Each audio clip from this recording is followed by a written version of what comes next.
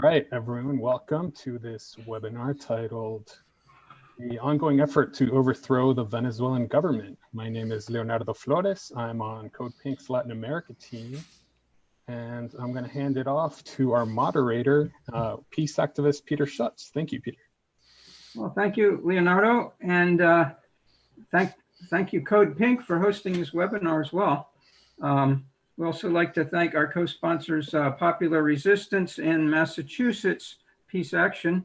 And now we'll introduce our speakers. We have three great speakers here this evening. Dr. Adrienne Pine is a medical anthropologist who works in Honduras, the United States, and Cuba. She's an author and has done extensive research on the culture of Honduras. She wrote a book about it. And she's also one of the Venezuelan embassy protectors who tried to prevent our government from illegally taking control of the Venezuelan embassy in Washington, D.C. Also, Leonardo Flores, who introduced us just now, is a Latin America campaign coordinator at Code Pink. And he is also has been the senior policy advisor at the Venezuelan embassy in Washington, D.C. So Leonardo was born in Venezuela, and he maintains close contacts with people there tied to the social movements that have been transforming the country there over the last 20 years. Daniel Kovalik is our other speaker, and he is an attorney who currently teaches international human rights at the University of Pittsburgh Law School in Pittsburgh, of course. He served as an election observer in Nicaragua, El Salvador, and Venezuela. And he's the author of several books. And one of them, of course, is The Plot to Overthrow Venezuela, How the U.S. is Orchestrating a Coup for Oil. Okay, I have a copy of your book here too, in case you didn't have that. Awesome. Thank you. But maybe Adrienne, you could start and just tell us the titles and when they're going to be released of your, or talk about the titles of all three of your books if you'd like, and when they're going to be available, and then Dan could do the same after you're done. Sure, thanks, Peter. Well, my first book, Working Hard, Drinking Hard on Violence and Survival in Honduras, came out the year before the coup in Honduras. So it came out in 2008. That's available with University of California Press. An updated Spanish version of that book called Sobrevivir Honduras is available from Casa Sola Editores. My newest book is Asylum for Sale, Profit and Protest in the Migration Industry. And that's on PM Press, with PM Press. That's ready. It's coming out in September, late September, early October. You can find out about that on pmpress.org/asylum. It's looking at asylum as it's structured through capitalism and how to fight against its violence. And then my forthcoming book next year is called Anatomy of a Coup, and it's an indignant inquiry into the Honduran coup and the embodied impacts of that. That's also coming out with PM Press in 2021. Great, thank you. And Dan, tell us about your recent and upcoming books. Yes, so I do have this, The Plot to Overthrow Venezuela, which is out now. And my most recent one is No More War, How the West Uses Humanitarian Intervention to Violate International Law and to Protect its Economic and Strategic Interests. So both of those are out now. You can get them pretty much anywhere where books are sold, and I urge you to do that. Thank you. All right. Thank you, Adrienne and Dan. And I have your books, or at least the books that you just mentioned that are out, and they're both great books. So thank you. Thank you very much. They've inspired me to be involved in this more too. So oh, wow. Yeah. So now let's get started here. Maybe we could just do a brief recap on the previous webinar that we had. And in that webinar, we learned about the sanctions that are imposed by the United States on Venezuela and how they've been destroying Venezuela's already faltering economy. The Venezuelan economy started running into serious problems in 2014 when the price of oil dropped from about $100 a barrel to $40 a barrel. And their export revenues, or about 90% of all their export revenues, depended on the oil. So their economy was hurt quite a bit from that. Not to say that there was some mishandling of their economy perhaps as well. I think everyone is aware of that, but they're not the only country that mishandles their economy, I think we'd have to admit. And so now the current sanctions are basically meant to stop all trade going into and out of Venezuela. And it's basically strangling their economy, and it's economic warfare, you could say. According to the United Nations, in the last few years, there's been more than 40,000 people who have, actually it's some other study, but an independent study estimates there's been more than 40,000 people in Venezuela who have died as a result of the sanctions. And the United Nations has a number of international agreements with other countries of the world and the United States. And what the United States is doing with these sanctions is clearly illegal, but we're doing it anyway. So there's been a number of excuses for the sanctions, but occasionally our present government administration admits that they'd like to oust the current president, President Maduro, and replace him with someone more sympathetic to US business interests. So now we're going to get more into depth to look at what are some of the reasons for this. We concluded that the sanctions are really meant, as we just mentioned, to replace their government, replace their president. It's called regime change. And this is a practice of the United States that's been going on for decades. There's really nothing new about it, but it's being targeted on Venezuela right now. It's been targeted on Iran and Nicaragua, other countries as well, and some of those countries right now, as a matter of fact, too. So it's also important to note that right now the United States has more than 800 military bases around the world. We spend more than the next 8 countries combined with our military spending. Our economy and our culture have become militarized. Our president has been given the power to end civilization and maybe the human race within minutes.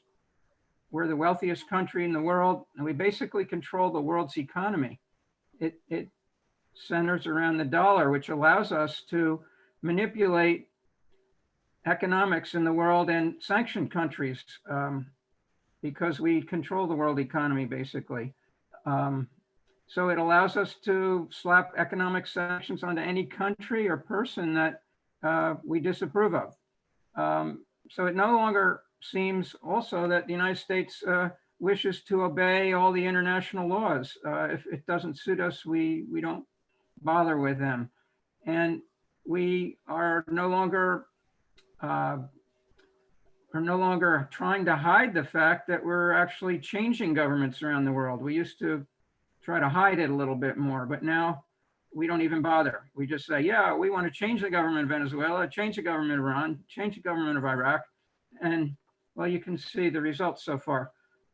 With only about 4% of the world's population and 25% of the world's resources that the United States uses, we actually have a unique opportunity in this country because we are here as citizens of this country to actually influence the world's mightiest empire ever, policies which affect everyone in the world. But only people in this country can do much about it. While we're still #1 in the world, we'd like to see our country, our empire, lead the world to a place of peace and justice rather than war and oppression. So it's really up to you and me to try to see what we can do. Adrian, maybe you can start us off with a little bit of background on the U.S. involvement in Latin America with the Monroe Doctrine. Sure, Peter, and you and the audience will have to forgive me. I actually wrote this up. It's the only thing I'll be reading off, but I was a little sleep deprived, so I figured I didn't want to miss anything. No problem.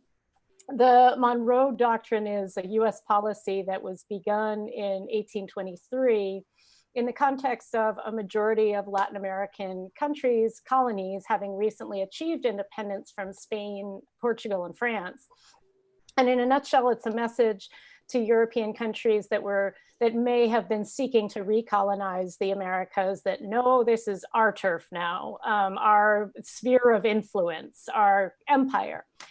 So while the Monroe Doctrine promised non-interventionism, that non-interventionism meant that the US wouldn't intervene in the rights to European countries that still had colonies, but it wasn't a promise to not intervene in the sovereign affairs of Latin American countries. So while its whole purpose since, and its very incarnation, has in fact been intervention in Latin American sovereign affairs. So while in 1842, the Monroe Doctrine was used to justify, I just learned this today, the annexation of Hawaii, it was really the Venezuelan crisis of 1895 that was the first time the doctrine was really put to the test in terms of legitimating US influence and the US sphere of influence in terms of its right to intervention in Latin America when it sided with Venezuela in a boundary dispute that Venezuela had against the United Kingdom. The arbitration ended up being conducted entirely by US and European jurists in France, and ended very poorly for Venezuela, which ended up losing a lot of its territory and a whole lot of its gold mines to the UK. But what the whole affair did for the United States was solidify it as, in the eyes of the world, as a world power, in the eyes of other imperial state actors in particular, and the legitimate imperial power within the Americas. So the country, the empire that had the right to control other countries within that sphere of influence. There's so much one could say about the Monroe Doctrine, and I only have a few minutes here, and I'm gonna go over, but not too much over. So I just wanna mention a few other issues. One is this is actually called the Big Brother policy that was tacked on to the doctrine in the 1880s, an amendment meant to establish the US as a regional trade leader that was initially aimed at achieving economic dominance, but also paved the way for the US to set up military bases throughout the Americas. And then there was shortly thereafter the Roosevelt corollary, which solidified this second goal of establishing the United States as a legitimate military actor throughout the hemisphere, formally authorizing it to militarily and economically intervene in Latin America in cases of, and I'm quoting here, flagrant and chronic wrongdoing by a Latin American nation. And so this again was brought on by events that took place in Venezuela, specifically the Venezuelan crisis of 1902 to 1903, in which the Roosevelt administration sent a fleet to Venezuela threatening war against European powers that had established a naval blockade in Venezuelan waters. Everything comes around again, right? In retaliation for what they claimed were unpaid debts to their nations and citizens. And, I mean, this is a continual action of colonizers, is claiming debts and from the nations that they have already robbed. So this episode is often cited as an example of Roosevelt's walk softly and carry a big stick policy, although I don't really see the walk softly in it. It's also what kicks into high gear the concept of the rest of the hemisphere as being America's backyard. And speaking of that, the US has been particularly Orwellian, I think, in its implementation of the Monroe Doctrine, in its language surrounding it, what with the Big Brother policy. Although, of course, I don't know that Orwell was referring to that, but it, it's creepy. And later, the quote unquote good neighbor policy, which was Franklin Roosevelt's stated policy of non-interventionism in Latin American domestic affairs, sounds good, never actually happened. There have been dozens of US-led coups over the course of the century, and the School of the Americas Watch has great resources documenting all of this, and and the training of Latin American generals and police officers, et cetera, at the School of the Americas here in the United States. Just to give one example, the 1954 coup against Jacobo Arbenz in Guatemala set off decades of violence, including genocide in Guatemala and the whole Central American region. Almost done here. After the Cuban Revolution, with the US conflating Latin American socialisms in opposition to US empire with Soviet influence, when in fact there's a lot that's different in those two things.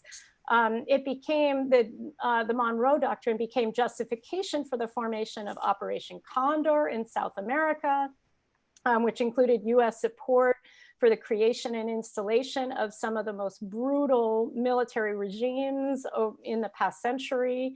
It was Kennedy's formal justification for bringing us to the brink of nuclear war with the Cuban Missile Crisis, and Reagan's justification for the 1980s brutal interventions against socialist revolutions in Central America. Obama, and then later his Secretary of State, John Kerry, both loudly proclaimed the Monroe Doctrine era to be over. However, their policies showed the exact opposite to be true. And of course, more recently, we've seen that the canard of Iranian, Russian, and Chinese intervention in the affairs of our backyard, Latin America, particular Latin American countries that Trump, Elliott Abrams, Pompeo, previously John Bolton, and others don't like, that has been the excuse for more military intervention, more counterinsurgency, and of course more the implementation of unilateral coercive measures. Yeah, I guess I'll end there. I mean, apart to say that the Monroe Doctrine is, of course, the foundation for the US worldwide imperialism as well. So it's in this hemisphere that the US really practiced what it's been doing around the world. So it's kind of like where we started and where we're still at, but it was the initial start point for our practice of that. Okay, thank you very much, Adrian. And Dan, you've written a whole book about a lot of this, and so there's been a lot of this kind of thing going on around the world. Adrian touched on a lot of it in Central America. Maybe you can tell us a little bit more about just the general practice of this going on in other countries of the world, and even some of the Latin American countries, and what do they all seem to have in common that makes them become targets of the United States practice of regime change? Yes, well, I mean, the US has been intervening in Latin America quite regularly, certainly since the Spanish-American War of 1898, which was a war which we claimed we were going to liberate countries like Cuba, Puerto Rico, the Philippines from Spain. In fact, we went and took over those countries, right? We took over Puerto Rico as a territory. We took over Cuba through the Platt Amendment, which allowed us to actually change the Cuban Constitution. And we fought a brutal war in the Philippines for years, which is a war that isn't discussed much, in which millions of Filipinos were killed. They initially welcomed the US as liberators and then decided that they weren't there to liberate them. And again, millions died. The figure I've seen is something like 3 million Filipinos. You had people like Mark Twain, who supported the Spanish-American War initially, then condemning the war in the Philippines and talking. He wrote stories about the massacres there and that sort of thing. And then you had, again, I mean, we can look at many things. Under Woodrow Wilson, the US invaded Haiti. You know, the US never forgave Haiti for being the first country in the hemisphere to throw off the chains of slavery. And in Haiti, I believe it was 1912, Wilson sent Marines there, which ended up actually recreating chattel servitude there, and the U.S. plundered Haiti's bank.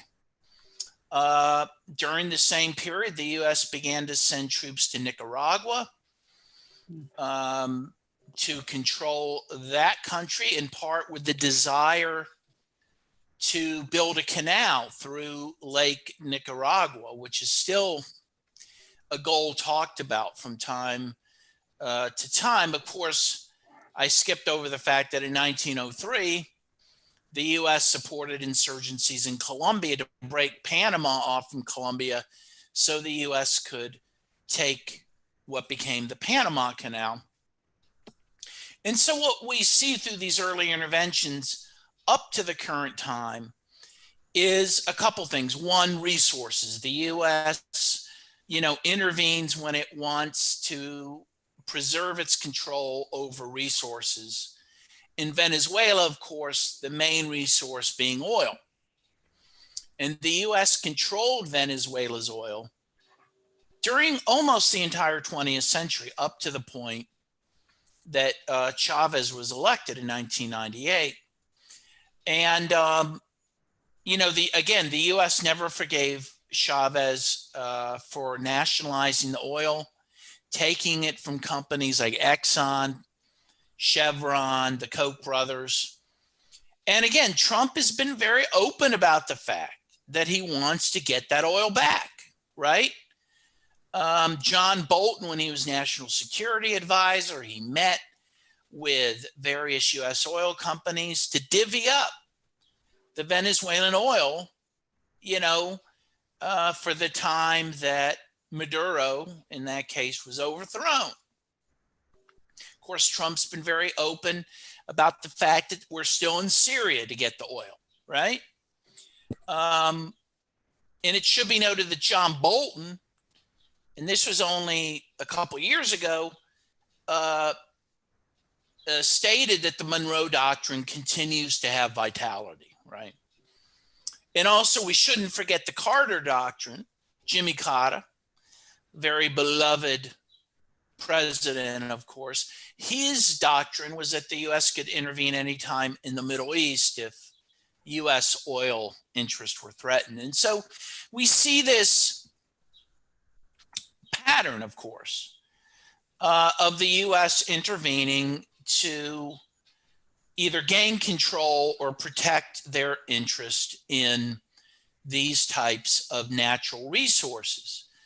But that's not the only reason the U.S. intervenes. The other reason is to intervene to prevent countries from going their own direction politically and economically, right? And so Haiti, we've intervened in many times because they have insisted on independence from France and from the United States.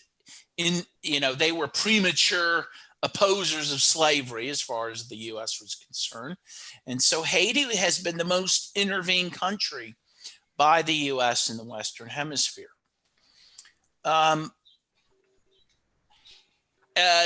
Again, if you look at Venezuela, one of the main reasons the U.S. has intervened, in addition to coveting its oil, is that Venezuela under Chavez led, and I'm quoting Noam Chomsky here,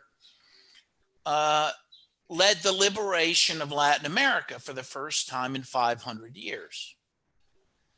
Chavez, his revolution inspired and supported revolutions in Brazil, Argentina, Chile, Bolivia, Ecuador, supported the revolution in Nicaragua, Cuba. There was this incredible burgeoning of independent movements that were successful, and Venezuela really led the way. I heard Chavez speak in 2010, and he was very articulate. He said a few things that were very interesting. first of all, he said that, the 20th century, in his view, was not the American century, which we're told it was the American century, right? He said, in fact, it was the century of revolution, beginning with the Mexican Revolution in 1910, and then the Russian Revolution, right? Chinese Revolution, Vietnamese, Nicaraguan, Iranian, the list goes on. All these revolutions to throw off colonial chains.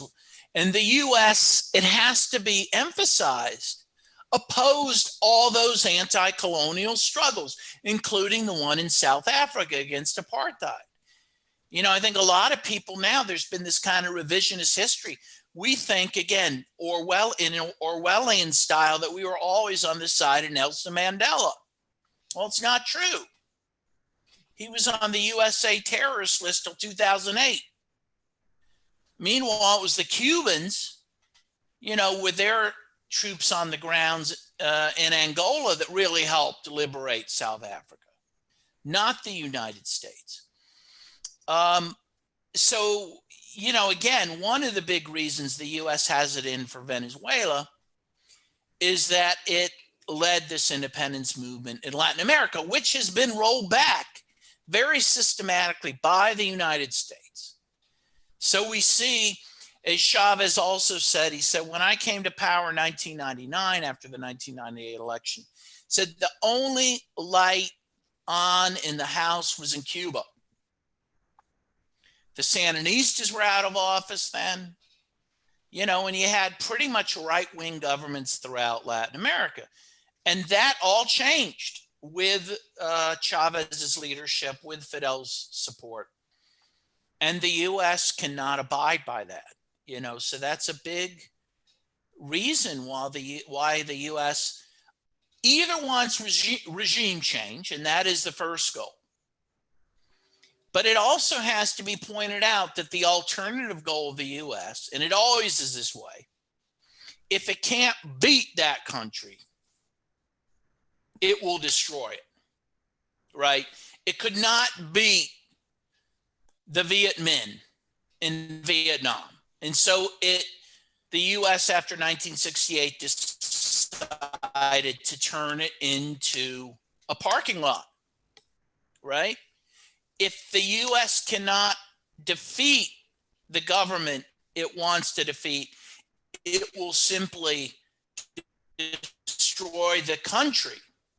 As an example, not only to the people in that country, but to people around the world, that if you want to try to go your independent, path, this is what's going to happen. You will be sunk. And I think we're seeing that now. The US continues to destroy the Venezuelan economy, to rape Venezuela of its resources. The US stole Citgo, Venezuela's largest single source of revenue. Its US oil company stole it from Venezuela. Venezuela lost billions of dollars through this. The US just seized 4 oil tankers taking Iranian oil to Venezuela and took that oil from Venezuela. Meanwhile, the Bank of England has at least $1 billion in gold, probably more now, given that gold's gone up so much, probably $2-3 billion worth, that it won't give back to Venezuela. This is simply imperial plunder. And again, the goal being, if we cannot change the regime, we will drive you into the ground. And I think we're seeing that happen. And it's tragic and it's horrible and people are suffering. But be very clear, that is the goal right now, to make people in Seems Venezuela to be, what seems to be what happened in Libya and Iraq. In Iraq, yeah. Syria. Yeah. The US is a wrecking machine. I mean, that's what it's become. It used to, the goal used to be to support some right-wing strongman, right? To take over a country, a Pinochet in Chile, a Somoza in Nicaragua, the Shah in Iran, Mobutu in what used to be Zaire, now the Congo. Now the U.S. is like, forget it. We're not going to put in a strong man, because sometimes even strong men that we support do their own thing, right? Yeah. Like Mobutu ended up trying to do, like Hussein tried to do. So their decision is, no, we'll there won't be any government. We'll just create total chaos and anarchy. And that the U.S. views is to the good, because then corporations can go in and plunder the country, not have to pay taxes, not have to follow labor laws or environmental laws. It works out. And so don't underestimate the fact that the goal in many cases is chaos. And the U.S. has been very good at sowing that type of chaos throughout the world.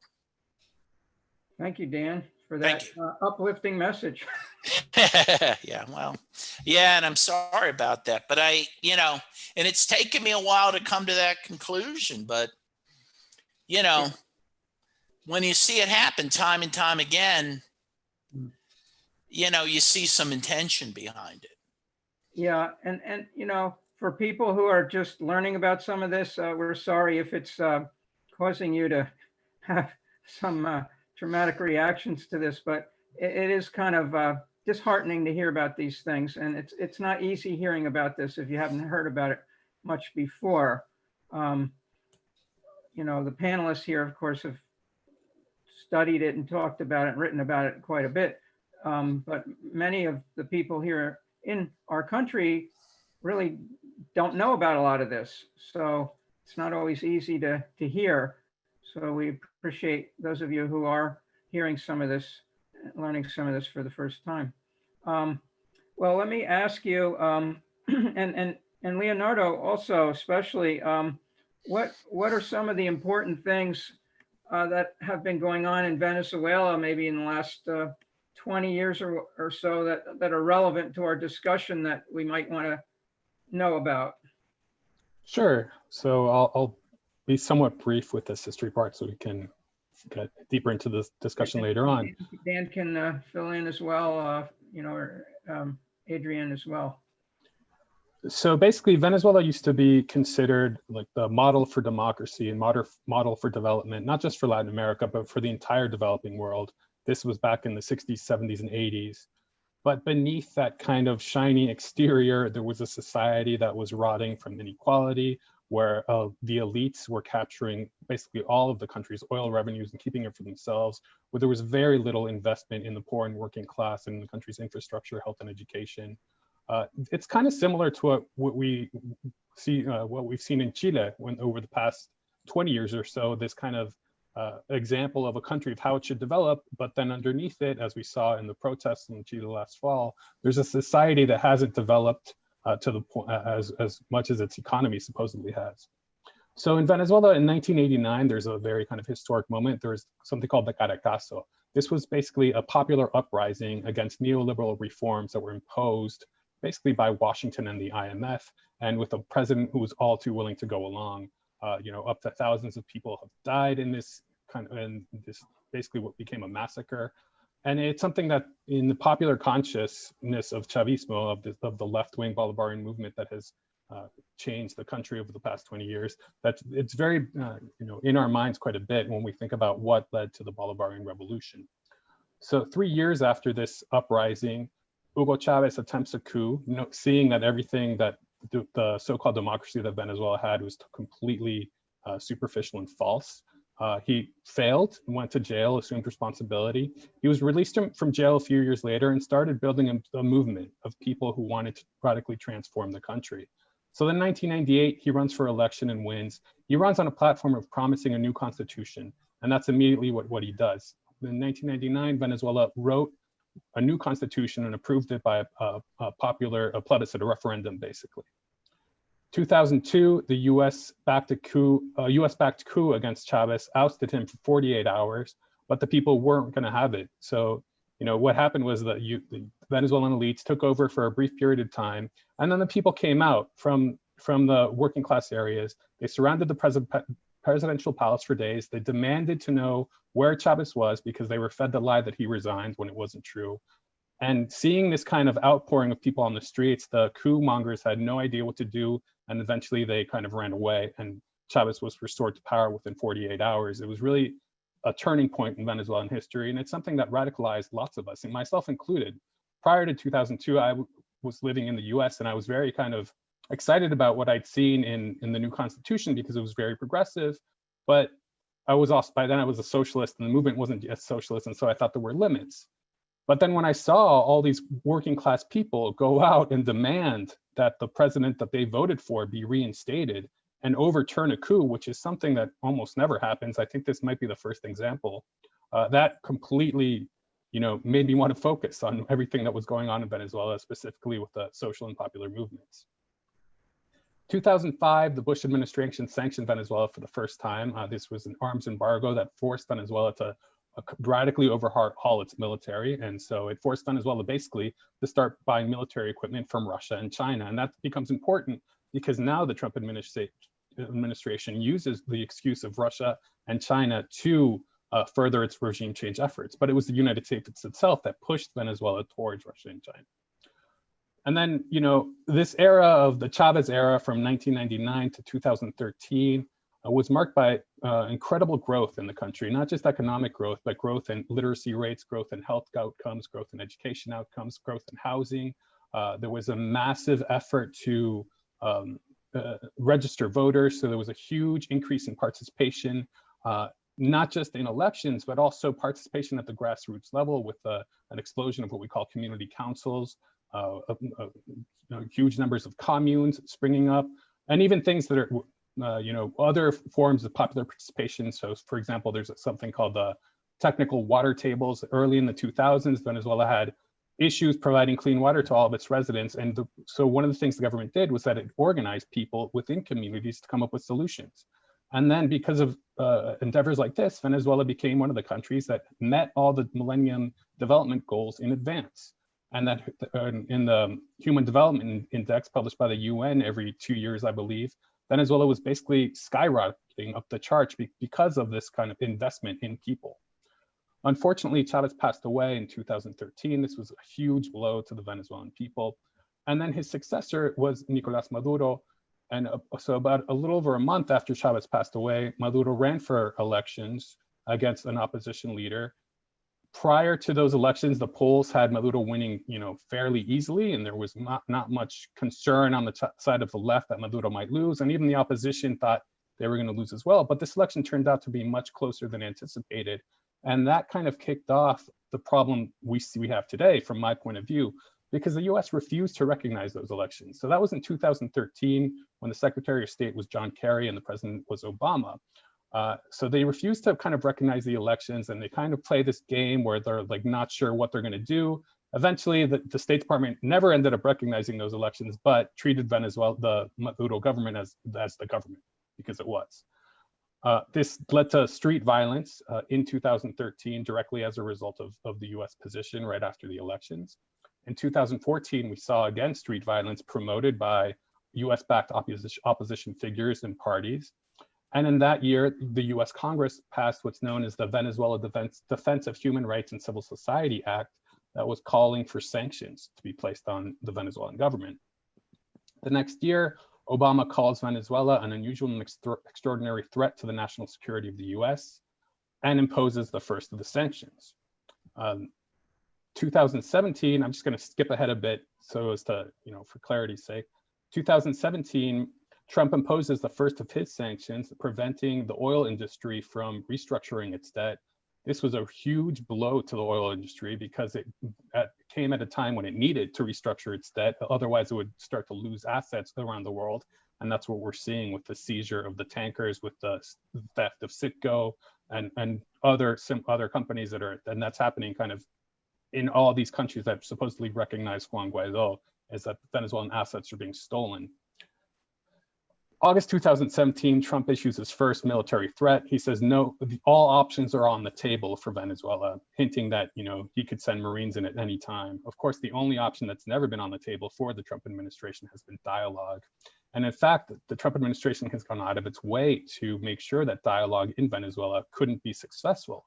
So in early 2018, the Venezuelan government and opposition were in the middle of a dialogue, or not even in the middle, towards the end. They were about to sign the document when the Trump administration made it clear that they would not support the results of this dialogue. And so then the Secretary of State, Rex Tillerson, he threatened an oil embargo.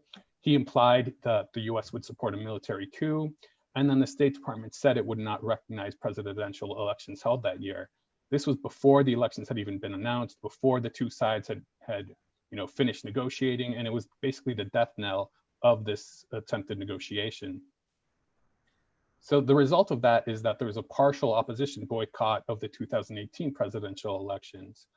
Despite this partial boycott, Maduro wins with about 66% of the vote, and two other opposition figures take home about 3 million votes, representing about a third of the electorate in that election.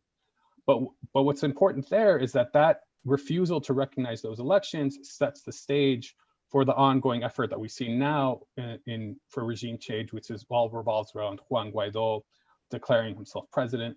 I think we're going to get to that a little bit later, so I'll leave the events of 2019 and 2020 for later on. Okay. Boy, that was a great summary of all the important events there in Venezuela. Leonardo, thank you very much. Yeah, I didn't know a lot of that, and it's very interesting. So let's see. I think we have a little time to talk about why Venezuela is being targeted. We already did talk about that to some extent, but maybe we can talk a little bit more about that, maybe 5 or 6 minutes or so, at least. I don't know, Dan and Adrian, if you want to chime in on this. Why is our government targeting Venezuela? You already mentioned a number of things, but if there's other things you'd like to mention, that can't hurt. And Leonardo, if you want to add to that as well. Who would like to go first? Adrian, do you have some comments on that? Oh, you're muted right now.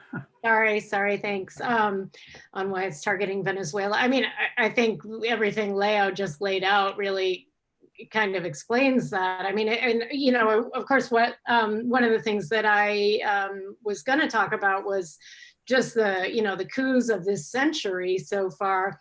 They've all been we could say starting with Aristide, although I think the second coup against Aristide in Haiti in 2004, but that's more of in my view, that's more of a sort of classic military coup, classic from the past century, in which you've got like paramilitaries involved, and then the US and France and Canada just directly flying them out of the country.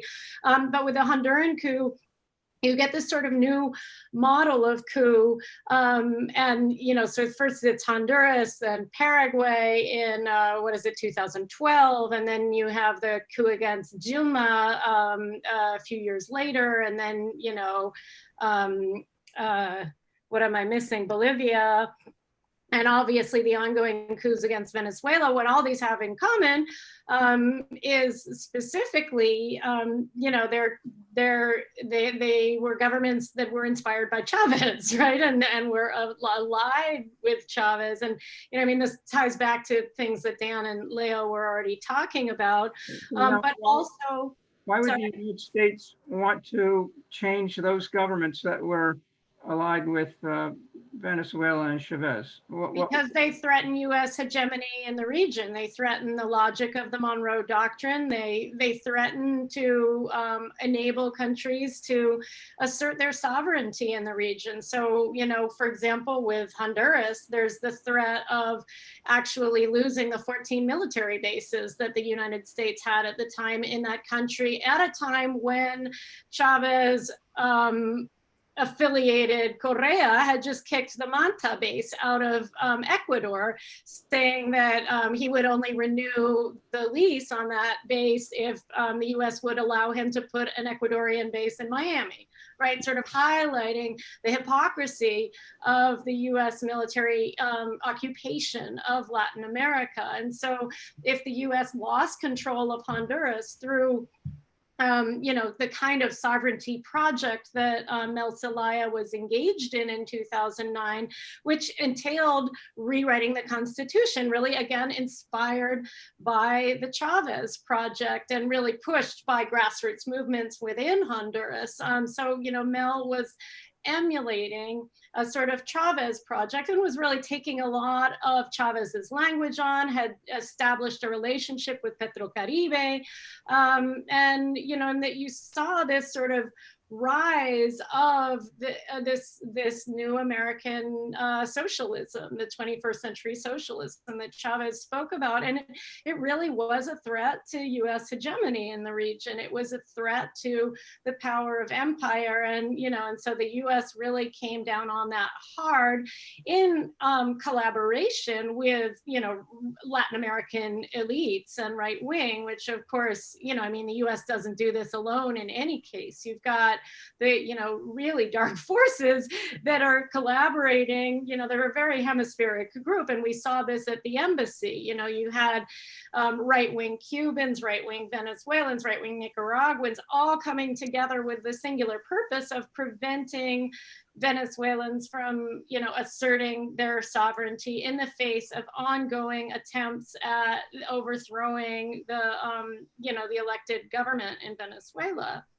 Yeah, and so I guess part of what I understand then from what you're saying, the situation, at least in Honduras, is the United States was faced with possibly losing one of its major military bases in Central America, and then also maybe losing control of some of our economic interests there, some of our businesses, corporations, I'm sure, making money dealing with the aristocracy down there. Well, in particular, you're looking at extractive capitalism. This is what this is about in all of these countries to a large extent, right? Venezuela has the world's greatest oil reserves, as I understand, as well as other minerals. You've got the same thing. In Honduras, it had largely to do with mining interests of Canadian foreign companies and US foreign companies. In Brazil, the extractive resources are, we've seen what Bolsonaro has been doing with the rainforest and just environmentally. And of course, Bolivia, we recently had Elon Musk bragging about carrying out a coup in Bolivia for the lithium. So, you've got all these things. Elon Musk was bragging about that, yeah. Yeah, so you've got these sort of converging motives of overthrowing countries that have tried to redistribute the wealth of their natural resources among the citizenry, and also converging tactics of using these new sort of constitutional mechanisms, I should put that in air quotes there, to depose democratically elected politicians when elections will not work. And in the case of Brazil, of Bolivia, what you have is just an externally enacted OAS imposed fraud and coup. Nation of American states. Yeah. But, there's so many factors that coincide in all of these sort of coups of this new century. And they all really, they all sort of converge in Venezuela, I think, in many ways. And it's really astounding, I think, and speaks to the strength of the Bolivarian revolution in Venezuela, that Venezuela has been the one place that's been able to just consistently resist these US-led attempts at overthrowing the government. And just to give a concrete example of the threat to US hegemony, in the early 2000s during the Bush administration, one of his key policy goals for the Americas was the passage of the FTAA, the Free Trade Agreement of the Americas, which was kind of like NAFTA, but for the entire hemisphere. And then President Chavez and President Lula in Brazil were instrumental in building opposition to that and in making sure that that agreement was cratered. And so they ended that, right? And then this was a direct threat to what the US had been able to do historically in Latin America, which was to impose its will, not just through US diplomacy, but using institutions like the OAS. And so Venezuela, along with Brazil, at that point, there was a whole group of countries in what's known as the Pink Tide roughly between 2000, 2015 or so, of leftist countries, and they formed all these alternate institutions, right? So you had the UNISWAR, the Union of South American Nations, you had CELAC, the Community of Latin American and Caribbean Countries, you had ALBA, the Bolivarian Alliance of the Americas, you had Petrocaribe, which is a Venezuelan institution aimed at helping Caribbean countries deal with high energy prices by giving them short-term loans at really good interest rates, that would loans basically consisting of oil, and helping these countries to develop and become energy independent, and also independent from the whims of the US. And so Venezuela became a big threat in terms of how much control the US could impose on Latin America and the Caribbean. And so that then we have this kind of, starting with the Obama administration, this concerted effort to destroy these institutions and to mitigate or limit the threats, in quotes, that Venezuela represented.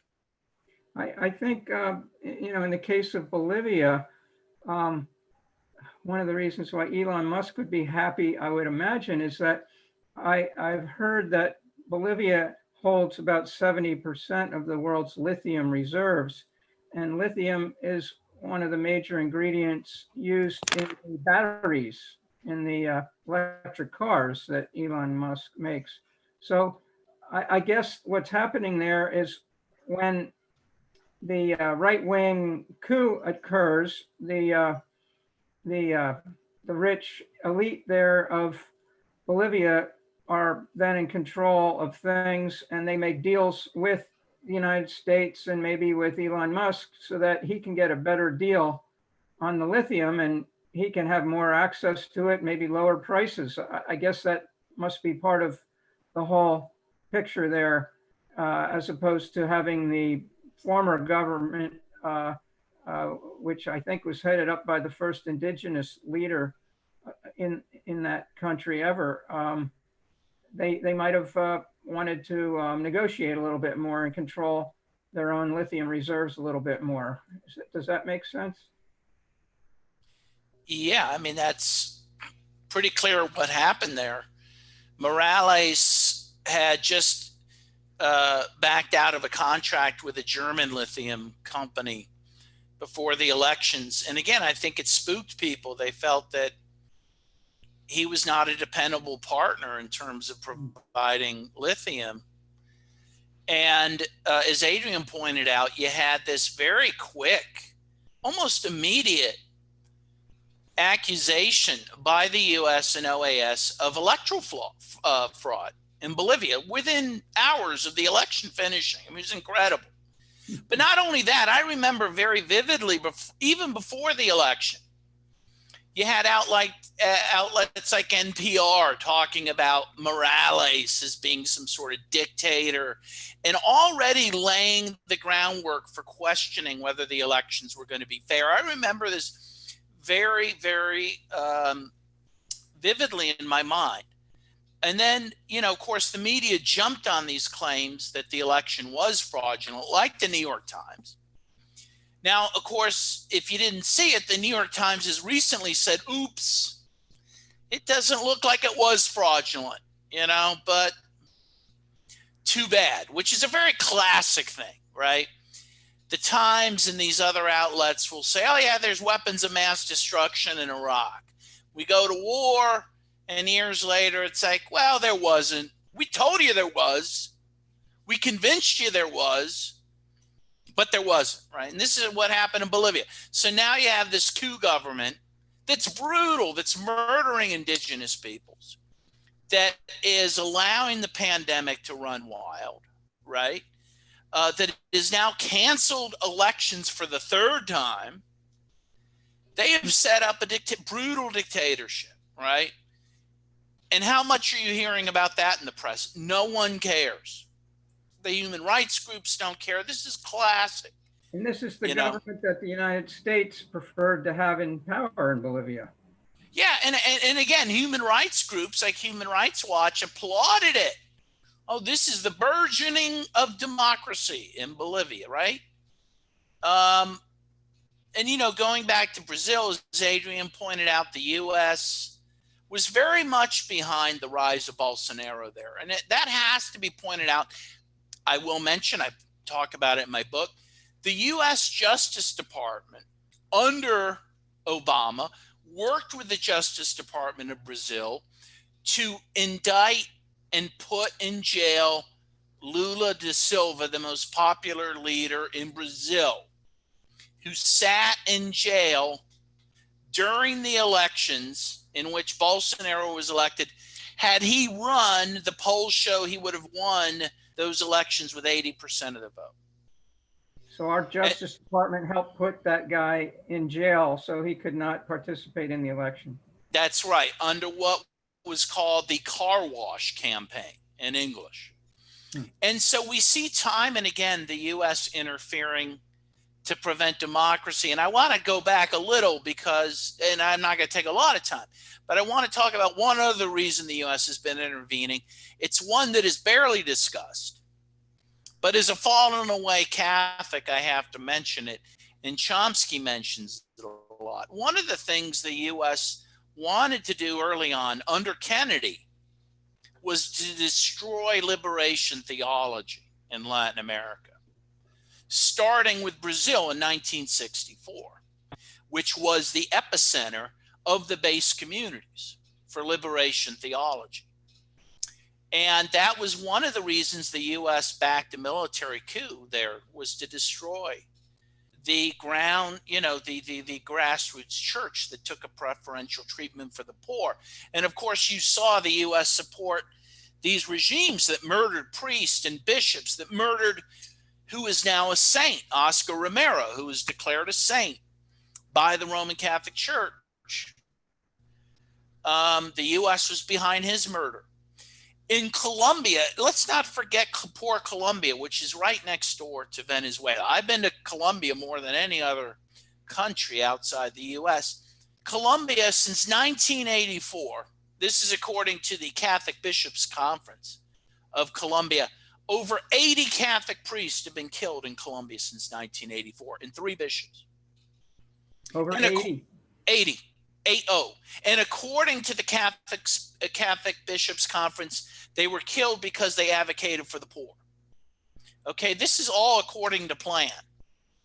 Meanwhile, the US helps set up these paramilitary groups, these death squads, again, beginning in Colombia, and then moving on to places like Central America and Chile, Argentina, again, to suppress the popular movements, the unions, the church, indigenous groups, land rights groups. And again, this began in earnest in the early 60s under Kennedy's national defense doctrine, which continues to this day. And again, in Colombia, a country forgotten. You never hear about Colombia in the news, right? Almost every day, a social leader is murdered in Colombia. And they're murdered by these paramilitary groups that the US helped set up and continues to support, okay? Former President Alvaro Uribe, who won the Presidential Medal of Freedom from George W. Bush, who met with Obama at the White House, is now under house arrest because of his connections with these death squads, which everyone knew about, okay? We all knew about these connections. The US government knew about it, but that wasn't a liability. In fact, that was seen as a good thing. And so all of this is about suppressing popular resistance, popular movements in Latin America, and again, including what was this burgeoning, popular church, which has been largely destroyed by the United States and by, of course, the Vatican as well, which resented it. But I needed to point that out because it's very relevant. And to this day, people mourn the loss of those great leaders who could have changed not only Latin America, but I think the world, Yeah. All right. Well, thank you, Dan. And Adrian and Leonardo, boy, a lot of really interesting information, a lot of things that we just don't learn about in our media, really. You know, I think most of what I've learned along these lines has been from books. So I encourage people to read books about these things. We certainly don't learn about it on the evening news, or even Fox News for that matter, right? Or even Democracy Now, which I have to say, I believe has really gone downhill over the years in terms of international issues. It used to be much better on it. You know, I guess they're still called the War and Peace Report, I think, but it's mostly now the War and War Report. Goodman, yeah. Well, at least they still give us a lot more of this kind of news than what you'd see in the mass media. Yeah, and their domestic stuff's okay, but again, they supported the coup in Libya, or the NATO offensive in Libya. Been very hard on Nicaragua. I think very unfair to Nicaragua.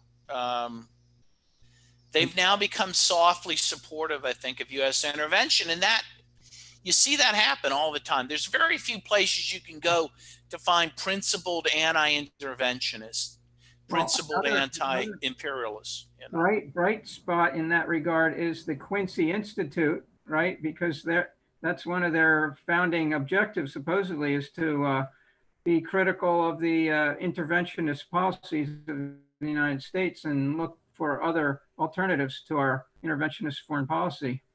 So that's the Quincy Institute, which is a new think tank, which is hopefully they'll stay around for a while. Yeah. Right.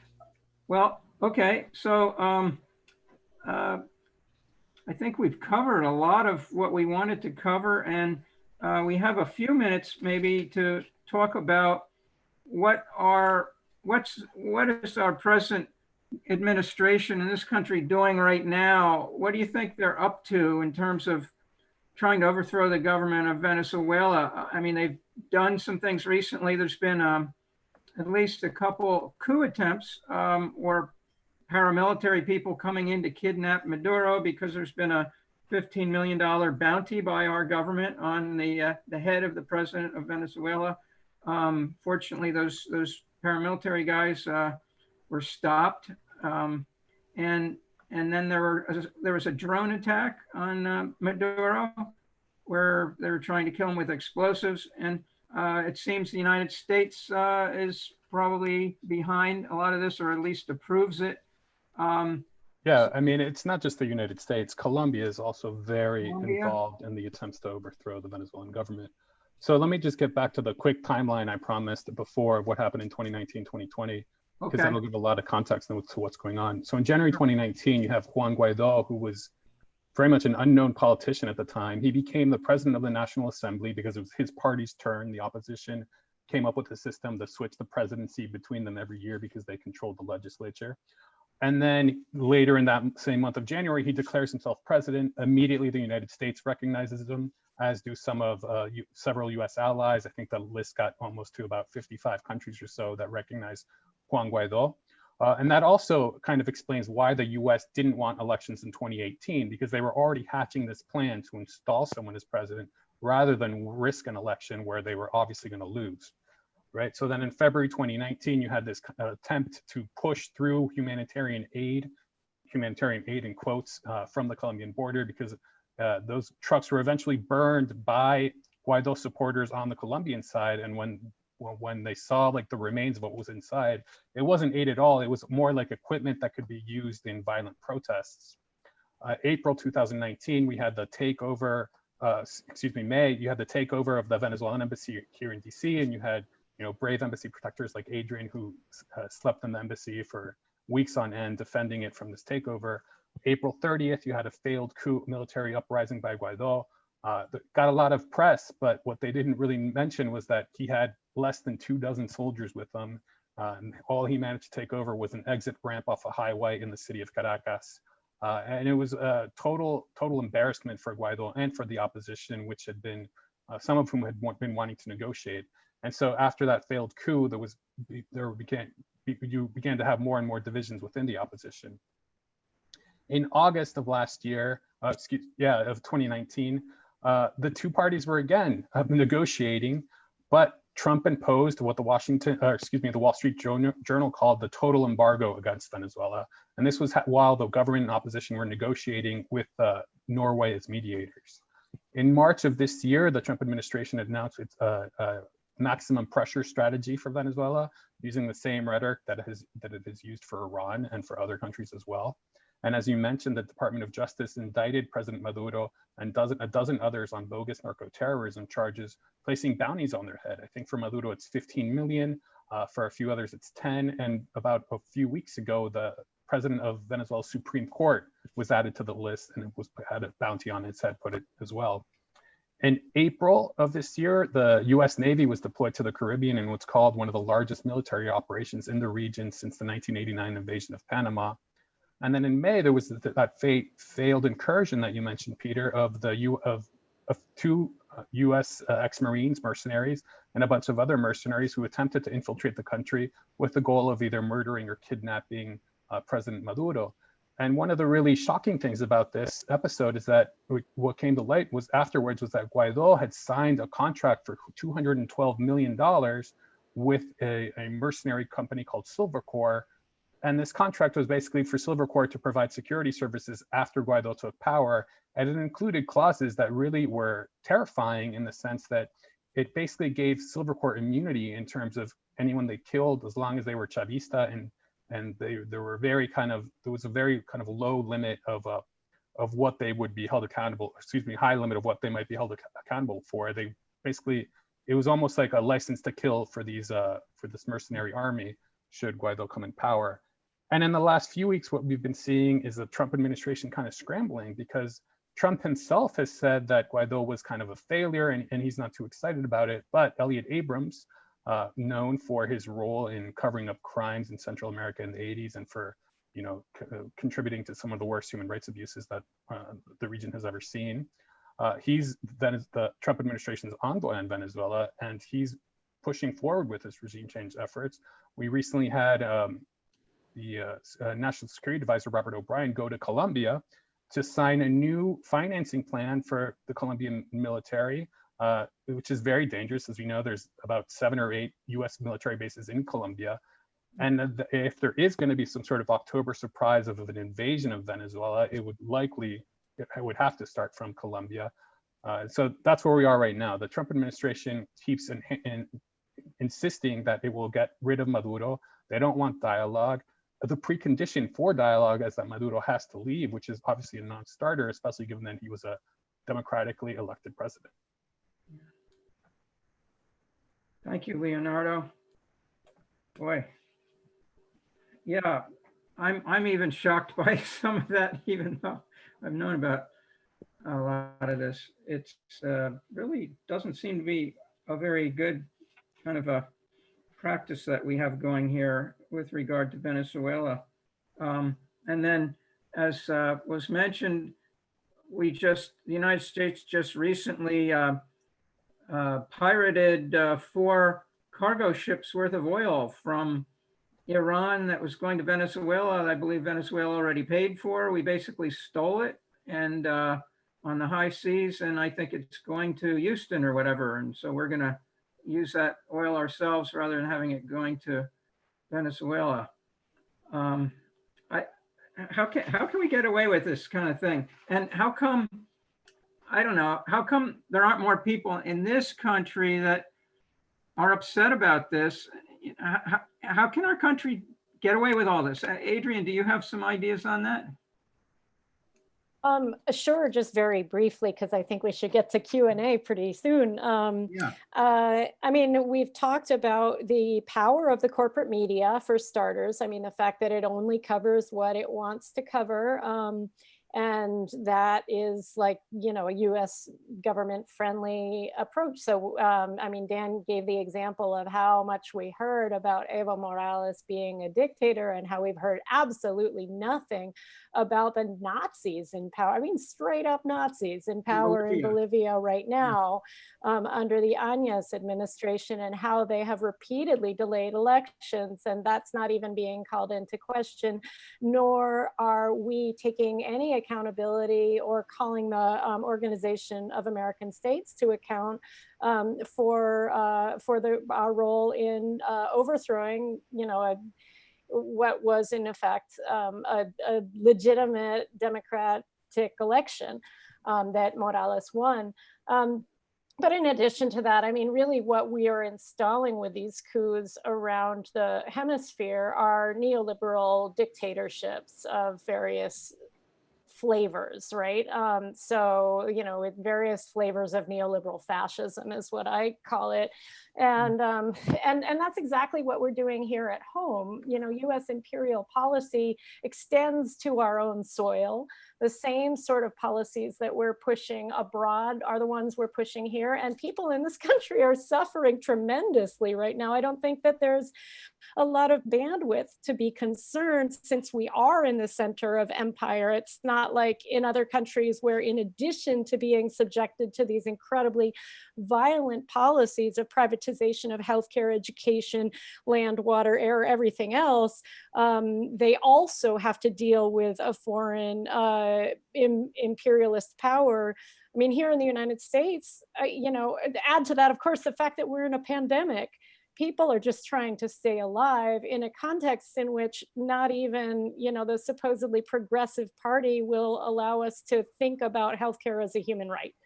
And so, I think on the one hand, there's a lot of misinformation, but on the other hand, I think that people in this country are subjected to the same kind of violence that, that the US is conducting around the world at not as extreme levels, right? I mean, certainly people in Honduras who are subject to US violence, or people in Venezuela, or people anywhere else who are experiencing the violence of economic sanctions and war. I couldn't compare that to what I'm living. But I think that's a factor.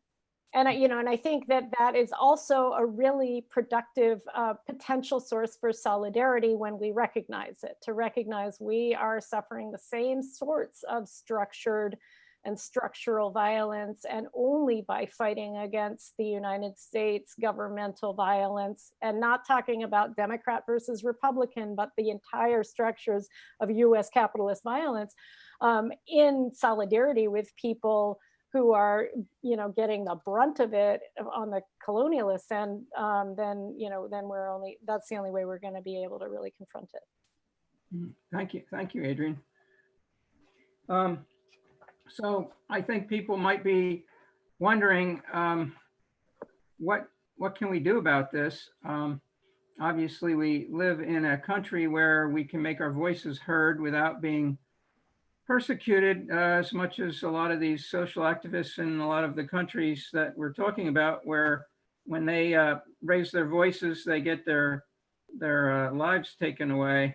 We don't have so much that problem here, thank God. But what are some specific things? Do any of you have some suggestions? I have a few things, some bills in House of Representatives people can mention.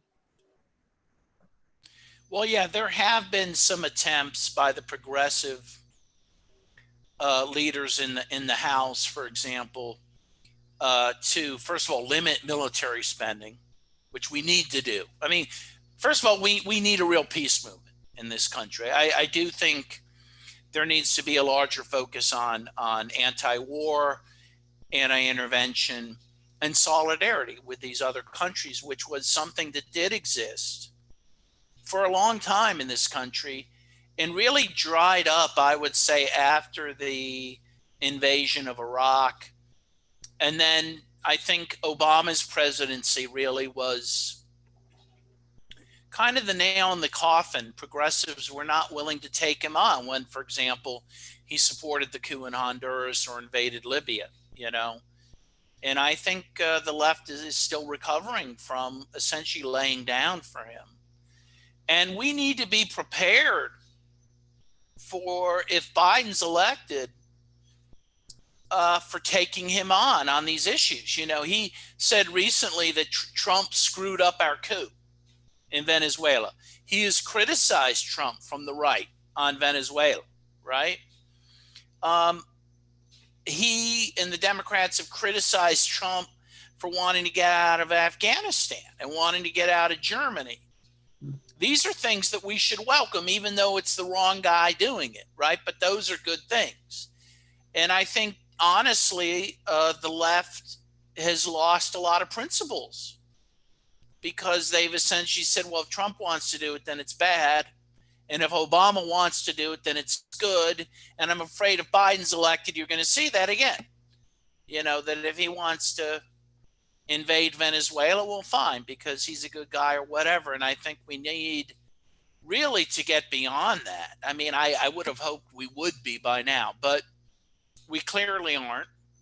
And we need to have a principled anti-war movement. And again, I think we should be working on Biden now and trying to pressure him on these issues. Even if Biden's elected, we still need to keep pushing ahead. And we can't just sit back and think he'll take care of everything as we were thinking maybe would happen with Obama. We have to keep putting the pressure on for our country to do the right thing. Absolutely. And we should try to put pressure on Trump. I mean, again, for all his faults, at one point he said he was willing to meet with Maduro. And again, it was the Democrats who said, oh, you can't do that. Well, we should be saying, no, you can and you should do that. Yeah.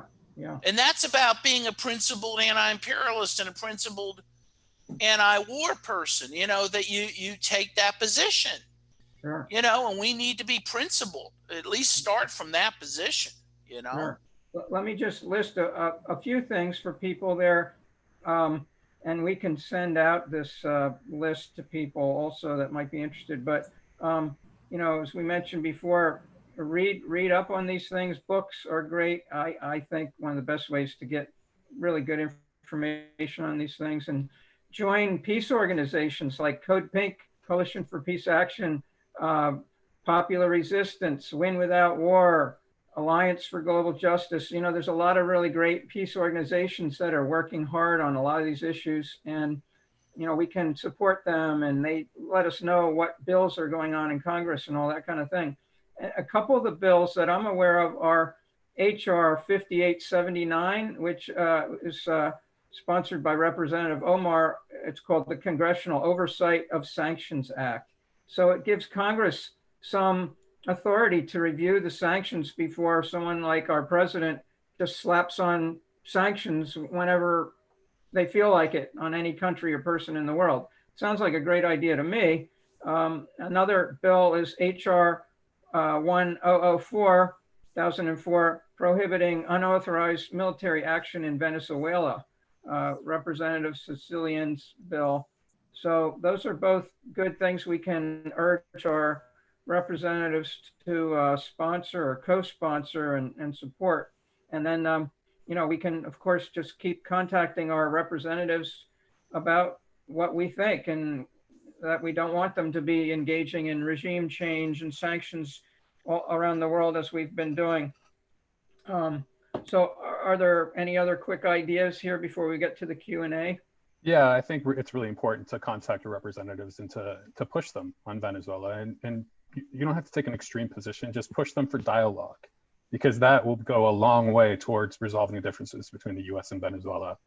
And more concretely, if you go to codepink.org and you sign up to receive our alerts, we at the Latin America team, we work a lot on sanctions, so that the COSA Act that Peter mentioned is very important in terms of oversight on sanctions.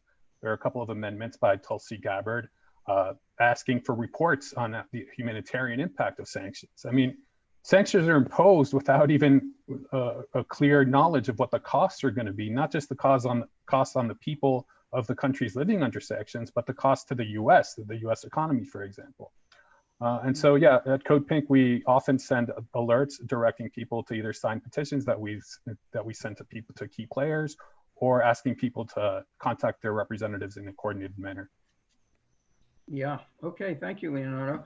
I think we can go to our Q&A time now. And as Leonardo mentioned earlier, people can send in their questions here. And I see there's two. Do you see those there, Adrian? Maybe you could take that first one and we'll see what people have to say about that. I have to say, I think either Leo or Dan are going to do a better job with that first one. Okay, and the Sure. question is, in terms of the upcoming elections and new electoral council, how involved are the opposition parties? And given the worsening economic pressures on the people, could they win a majority in the assembly elections and rewrite the constitution and roll back many government policies there in Venezuela? Too short of invasion, what next steps of sanctions can Venezuela expect, and how to defend against it? So in Venezuela, there's been kind of an ongoing dialogue between the government and opposition, but certain parts of the opposition. So the parts of the opposition that are fully funded and backed by the US are these kind of very extreme right-wing parties. And they've been boycotting elections, they've been boycotting dialogue, but other factions within the opposition have been engaged in dialogue. And as a result of that dialogue, Venezuela now has a new National Electoral Council. The opposition parties, some of them are boycotting, some of them are participating, and some of them are split. So about a week and a half ago, there was a very weird scene where one of the headquarters of an opposition party came under attack by its own members because they wanted the leadership to quit, and the leadership didn't want to quit. And so you see this sort of same dynamic playing out within the opposition of people who are sick of the regime change efforts and want dialogue and want elections, and then the people on the other side of that. Could they win a majority in the assembly election? So there's going to be legislative elections on December 6th. We're facing a partial boycott by the opposition. I think it's going to be tough for the opposition to win those elections for two reasons. One is that in legislative elections, only people in Venezuela vote. And as we know, there's been migration of several million people in the last few years out of Venezuela. And those, I would argue, I mean, I don't think there's a study on that, but my guess is that the majority of those people are with the opposition. So that's a voting bloc that they're not going to have for these legislative elections. And also, but more importantly, is that the people know who's to blame for the sanctions, and they blame the opposition parties that have repeatedly called for the US to sanction, and not just to sanction, but to invade. And the people are really sick of that. And I think you're going to see, my guess is that the Chavismo is going to take back the National Assembly, and a lot can happen between now and December, though.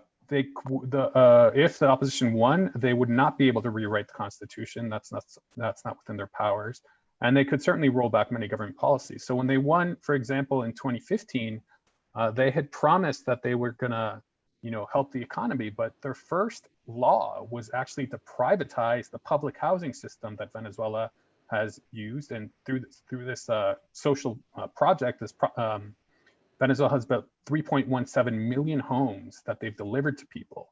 And so they want to privatize that. And I think the Venezuelan people won't stand for it. And for their first attempt to privatize it, didn't pass muster in the Supreme Court, and it was denied by the Supreme Court. But this is the sorts of folks we're talking about, folks who want to privatize public housing. Yeah.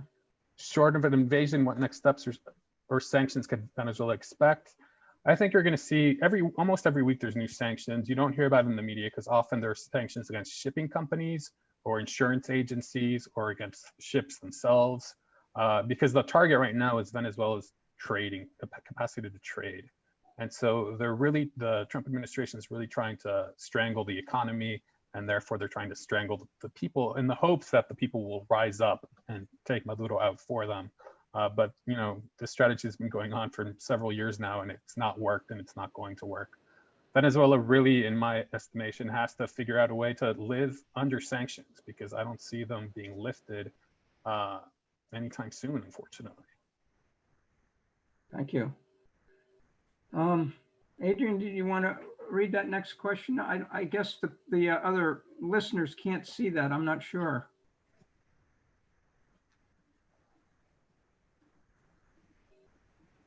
Again, I would defer to Leo for the second one. I think they're more his arena, or perhaps Dan. Maybe, yeah. Yeah, maybe Leonardo can read the question then before Sure. you. Does anyone know about the legal process that the US used to justify seizing the Iranian oil? Given that the US unilateral sanctions against Venezuela and Iran and Cuba, etc., totally violate international law, was there any opposition to these legal proceedings? Any idea of what we can do? So first of all, yes, these sanctions are completely illegal. The Trump administration was able to get a warrant from the federal district court in D.C. to seize these ships and the oil therein. But I don't think that that's a proper decision by the court. We can go all the way back, and I teach this in my law class, to a Supreme Court case from 1900 called the Pacat-Habana case, in which the Supreme Court of the United States found that it was unlawful under international law for the U.S. to seize civilian fishing ships during the Spanish-American War. It was found to be against international humanitarian law. What the U.S. did with these ships is exactly what was done and what was found to be illegal in that case. This is called plundering. Okay, that's to plunder those types of resources during peacetime. And we are at peacetime. This is not a war, but even if you were at war, it would be a violation of the Hague Convention of 1907, of the Geneva Conventions. And so these are very clearly unlawful acts. Also, it should be pointed out that recently the Human Rights Council of the United Nations and the General Assembly have both commented on these types of sanctions and have said they're illegal. And why? They said that sanctions like these that have extraterritorial application are unlawful. And what does that mean? So it would be one thing if the U.S. said, okay, American citizens like you, Dan Kovalik, you can't do business with Nicolas Maduro, okay, because we're sanctioning him. Well, the U.S. probably has the authority to do that, all right? But what it does not have the authority to do under international law is to tell Iran, you can't trade with Venezuela, or Russia, you can't trade with Venezuela. The U.S. doesn't have the authority to do that unless there were some Security Council resolution authorizing that. And that has not been done in this case. It has not been done in nearly all the cases that the U.S. is now exercising sanctions. And so these are very clearly unlawful. And because they're unlawful under international law, it has to be pointed out they're unlawful under U.S. domestic law. Again, going back to that case from 1900, the Supreme Court has held since that time international law is our law, right? And so it's also a violation of U.S. law. So, you know, what this shows is that the U.S. has become more and more of a rogue state in terms of law. It no longer recognizes international law or its own domestic law when it comes to these things. It has decided that international law applies to everyone but the United States, and that's a very dangerous thing. And I think part of the problem is our government's allowed to get away with that, partly because most people in this country don't know anything about it and don't seem to have a whole lot of interest in it. And so our government's able to get away with a lot of this. Yeah, and just to add to that a little bit, you know, part of the justification that the court used was that Venezuela has certain debts that it can't pay. And so the debts relating to, you know, legal awards from past expropriations.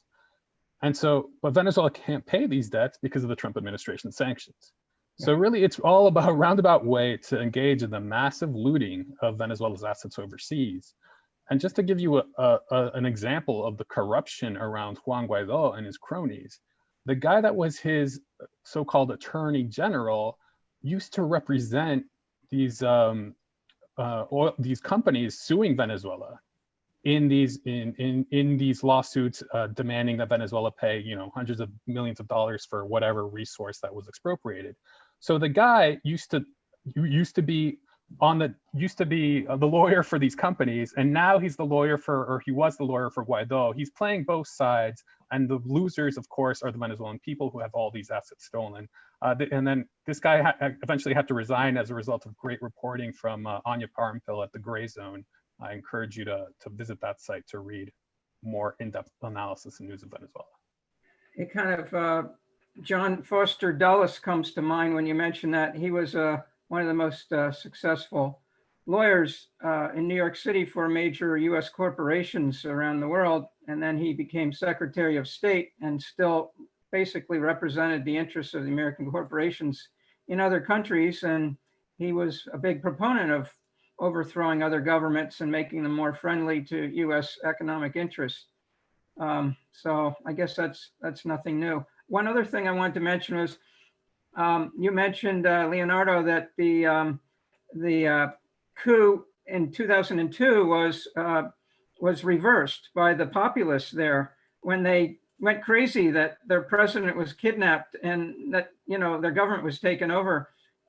There's a movie about that I watched called The Revolution Will Not Be Televised. I think that's the name of it, right? Yes. It's a great film. I recommend that to everyone. The Revolution Will Not Be Televised. There's also one last question, I think, before we call it a night. Yeah. It's from Mary Margaret. Why does Venezuela want oil from Iran if there's so much oil in Venezuela? So it's not oil, it's actually fuel, gasoline. And the reason that Venezuela has to import gasoline right now is because of the Trump administration sanctions. That's the primary factor. Venezuela generally imported a lot of chemicals that you need to transform oil into fuel from the US. But as a result of those sanctions, it wasn't able to import those chemicals and additives. And more importantly, it also wasn't able to import spare parts for its refineries and all its industrial equipment. So these degraded over time, and some of these refineries went offline, causing gasoline shortages in the most oil-rich country in the world.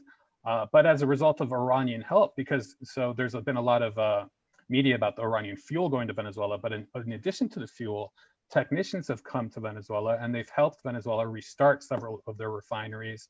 And so that's been some very good news over the past couple months. Oh, that's great. I know that Venezuela actually had shipped a lot of their unrefined oil to Texas. Even the Coke industries had been refining it for them and sending it back as gasoline, refined products. And Venezuela just hasn't had that much capacity in that regard to refine their oil. It's been more done by other countries for them. Yeah. So, I wanted to recommend a book called The Brothers. It's about the Dulles brothers. I guess our panelists have heard of that book. It talks about a lot of this, and it does talk about a lot of what's happened here in the 50s, starting with the Dulles brothers. I think that book's called The Brothers.